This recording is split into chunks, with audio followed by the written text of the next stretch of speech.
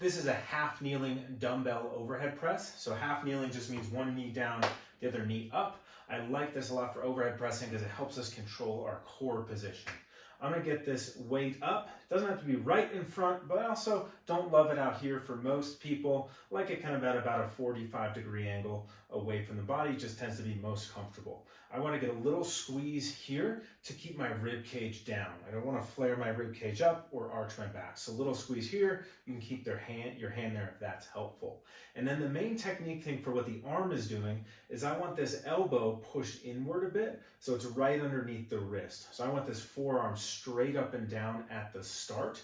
And I like to start just an inch or two above the shoulder. And then as I press up, I want to keep this forearm vertical, like the point of my elbow is tracking straight up as much as I can, back down with control. So I'm going to press up all the way up, really try and get to the ceiling, and then back down.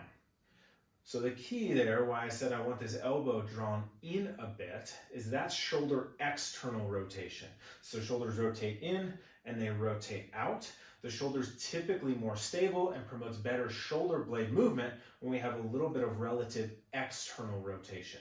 So with the arm straight, that's pretty obvious. This is in, that's out. It's less obvious when the arm is bent. So if I rotate in and bend, you can see my elbow is out there. So I don't want to start pressing from a position of internal rotation. It's just less strong and potentially can be involved in some types of shoulder pain. If I rotate out and then bend, we see my elbow is now right underneath my hand, and that's going to be a lot better, a lot more stable, a lot more biomechanically sound of overhead pressing position. However, if you're not used to doing it this way, it's initially going to be probably a little bit harder. So just again to show it here, core is engaged. I'm going to draw my elbow in just a bit so it's right underneath my wrist, grip this nice and tight, press all the way up, and then come back down.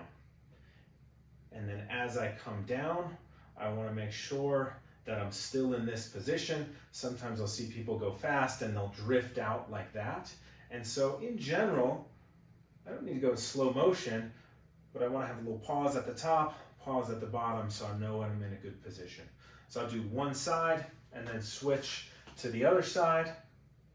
And that just allows me having some nice stability, kneeling on the leg that's opposite the arm that's moving. So that's a one arm half kneeling overhead press.